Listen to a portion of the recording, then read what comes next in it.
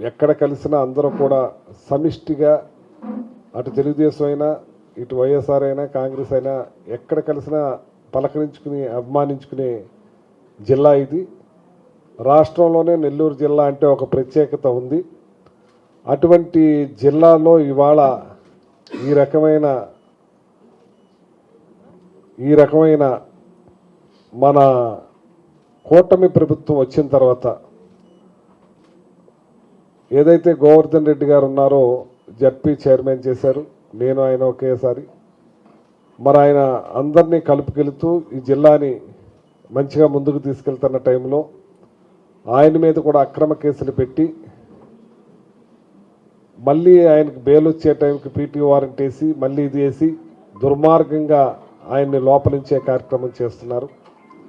అదే కాకుండా ఏదైతే ప్రసన్న కుమార్ రెడ్డి గారి మీద మరి అతని మీద కూడా దౌర్జన్యంగా ఇంటి మీదకి చాలా ఘోరంగా ఏదైతే రాజకీయాల్లో మాట్లాడుకునేటప్పుడు దాని మీద కూడా కౌంటర్ ఇచ్చుకునే అవకాశం ఉంటుంది, లేదంటే ఏదైనా కేసు పెట్టుకునే అవకాశం ఉంటుంది. కానీ ఇంటి మీద పడి 200 మంది దౌర్జన్యం చేయటం చాలా ఈ జిల్లాలో ఎప్పుడూ కూడా జరగలేనిది. ఇటువంటి జరిగే కారణం జరుగుతుందంటే ఈ కూటమిలో చాలా దౌర్భాగ్య పరిస్థితి అని చెప్పి ఈ సందర్భంగా తెలియజేస్తున్నాను. అలాగే మన అనిల్ గారు ఏదైతే ఉన్నారో అనిల్ కుమార్ యాదవ్ ఆయన మీద కూడా నోటీసు ఇవ్వటం జరిగిందని తెలిసింది. ఇది ఒక పందా ప్రకారం ఒక పథకం ప్రకారంగా పెద్ద లీడర్స్ అందరినీ కూడా అణిచేయాలి, ఇచ్చేసేయాలని చూస్తున్నారు. ఇవన్నీ నేర్పుతున్నారు.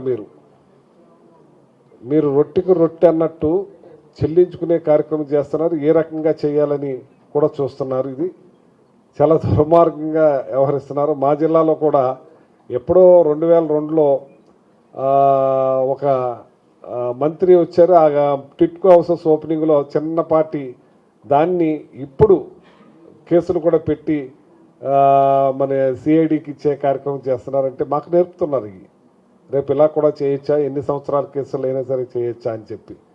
ఇవాళ మిథున్ రెడ్డి గారు ఉన్నారు. మిథున్ రెడ్డి గారు చాలా సౌమ్యుడు, పెద్ద మనిషి.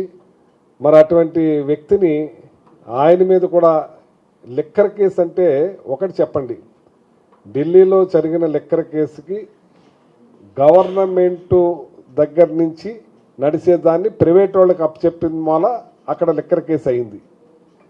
జగన్మోహన్ రెడ్డి గారు ప్రైవేటు వాళ్ళ నుంచి గవర్నమెంట్ తీసుకుని లిక్కర్ నడుపుతుంటే ఏదైతే 2014 నుంచి 19 వరకు వాళ్ళ సంపాదించిన మద్యం మీద కన్నా 27,000 కోట్ల చిల్లరి ఎక్కువ తీసి ఎక్కువ కన్జంప్షన్ తగ్గించి కన్జంప్షన్ పెంచి అమ్మితే వాళ్ళు జగన్మోహన్ రెడ్డి గారు కన్జంప్షన్ తగ్గించి కరోనా 2 సంవత్సరాలు ఉన్నా కూడా ఆ 2 సంవత్సరాల్లో కూడా కన్జంప్షన్ తగ్గినా ఎక్కడా కూడా తగ్గకుండా 27,000 కోట్ల రూపాయలు గవర్నమెంట్కి ఆదాయాన్ని తెచ్చిన ముఖ్యమంత్రి జగన్మోహన్ రెడ్డి గారు అయితే ఇవాళ ప్రైవేట్కి తీసుకుని విచ్చలవిడిగా బెల్ట్ షాపులు పెట్టి విచ్చలవిడిగా షాపులు ఎంఆర్పి రేటు దాటి అమ్ముతూ దుర్మార్గం చేస్తున్న ఈ కూటమి ప్రభుత్వం తిరిగి ఇలా అన్యాయం జరిగిందని కేసు పెడతామంటే విడ్డూరంగా ఉంది. ఇది చాలా దుర్మార్గంగా ఉంది. ఎన్నో వేల కోట్లు అన్నారు, లాస్ట్కి సార్సీట్లో ఏం చూపించారో మీకు తెలుసు అందరికీ. ఈ కేసుకి ఆధారాలు లేవు, ఏమీ లేవు. కానీ డైవర్షన్ పాలిటిక్స్, మీరు పరిపాలన గాలికి వదిలేశారు. మీరు ఇస్తానన్న పథకాలన్నీ మర్చిపోయారు. మీరు ఇస్తానన్న పథకాలన్నీ కూడా సంపద సృష్టిస్తామని ఎన్నో మాటలు చెప్పారు. ల్యాండ్ టైటిల్ యాక్ట్ అన్నారు, అన్ని అబద్ధాలు అవే కంటిన్యూ చేస్తున్నారు. మరి అందరికీ తెలుసు, పెద్దిరెడ్డి మిథున్ రెడ్డి గారి మీద ఒక అక్రమంగా ఒక లిక్కర్ సంబంధించి లిక్కర్ కుంభకోణం అని పేరు పెట్టడం, దాంట్లో సీనియర్ పొలిటీషియన్స్ అందరినీ కూడా వైఎస్ఆర్సీపీకి పనిచేసిన వాళ్ళందరినీ కూడా ఆ కేసుల్లో ఇరికిచ్చి అక్రమంగా అరెస్ట్ చేయడం కూడా గమనిస్తూ ఉన్నాం. అందులో భాగంగా మిథున్ రెడ్డి గారిని అక్రమంగా అరెస్ట్ చేసిన తర్వాత వీటన్నిటికంటే మించి మాలో ఒక సీనియర్ మోస్ట్ లీడర్ పార్టీ పెట్టిన మొదటి రోజు నుంచి కూడా వైఎస్ఆర్సీపీ తరఫున మొట్టమొదటిగా పోటీ చేసినటువంటి వ్యక్తుల్లో ఒకరు నల్లపరెడ్డి ప్రసన్న కుమార్ రెడ్డి గారు. మరి ఆయనకి సంబంధించి ఆయన మీద ఒక అత్యంత జుగుప్సాకరంగా ఒక మాట మాట్లాడినప్పుడు ఆయన తిరిగి ఒక మాట మాట్లాడినారని చెప్పి, ఒకవేళ మీకు ఆ మాట నచ్చకపోతే మీరు కేసు పెట్టచ్చు కూడా, దానికి కూడా ఎవరు తప్పు పట్టట్లా.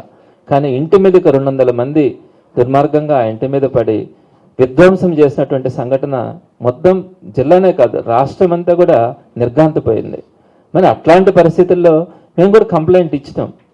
మా కంప్లైంట్ ఈ రోజుకి సుమారుగా 20 రోజులు కంప్లైంట్ ఇచ్చి కూడా ఈ రోజుకి ఒక సామాన్యుడిని నెల్లూరు జిల్లాలో ఎవరు అడిగినా కూడా ఆ వీడియోలు చూసి ఒక 20 మంది పేర్లు టకటకటక చెప్తారు. మరి అట్లాంటి పరిస్థితుల్లో పోలీస్ డిపార్ట్మెంట్ కానీ ఇంటెలిజెన్స్ డిపార్ట్మెంట్ కానీ ఇవన్నీ ఉండి 20 రోజుల తర్వాత కూడా గుర్తు తెలియని వ్యక్తులు ఆ ఇంటి మీద దాడి చేస్తున్నారని చెప్పి ఈ రోజుకి కూడా ఎఫ్ఐఆర్ని ముందుకు తీసుకెళ్ళని పరిస్థితి ఉంది. ఈ క్రమంలో ప్రసన్న కుమార్ రెడ్డి గారు ఏదైతే మాట్లాడినారో ఆ మాటల మీద మాత్రం ఆయనకు నోటీస్ ఇస్తే ఈరోజు ఆయన నోటీస్కి అటెండ్ కావడం, చెప్పిన టయానికి ఫస్ట్ నోటీస్ ప్రకారం ఆయన అటెండ్ కావడం, కానీ 5 నిమిషాల ముందే హాజరు కావడం, వాళ్ళు అడిగినటువంటి ప్రశ్నలన్నిటికీ కూడా ఆయన సావధానంగా సమాధానం చెప్పి వెనక్కి తిరిగి రావడం కూడా జరిగింది. ఇలాంటి రోజుల్లో మనం ఉంటా ఉన్నాం. మరి ఇట్లాంటి పరిస్థితుల్లో జిల్లాలో ఉన్నటువంటి మిగిలిన అన్ని నియోజకవర్గాలలో కూడా సమస్యలు ఉన్నాయి. మరి అందరూ కూడా రాష్ట్రం అంతా కూడా అనుకుంటా ఉంది, ఎందుకు నెల్లూరు జిల్లాలో కూటమి నాయకులు ఈ విధంగా చేస్తూ ఉంటారు, సామాన్య ప్రజల గురించి మాట్లాడేటువంటి వైఎస్ఆర్సీపీ నాయకులు కార్యకర్తలని ఈ విధంగా గొంతు నిలిపే పరిస్థితుల్లో కానీ అత్యంత దుర్మార్గంగా ప్రవర్తిస్తున్నటువంటి తీరును కానీ ఈరోజు రాష్ట్రం అంతా కూడా ఖండిస్తూ ఉంది. ఇట్లాంటి పరిస్థితుల్లో జిల్లాలో ఉన్నటువంటి నాయకులు అందరం కానీ సమిష్టిగా పనిచేయాల్సిన అవసరం ఉంది. ఏదైతే కూటమి ప్రభుత్వం చేస్తున్నటువంటి ఈ అరాచకమైనటువంటి పరిపాలనకి ముగింపు పలికి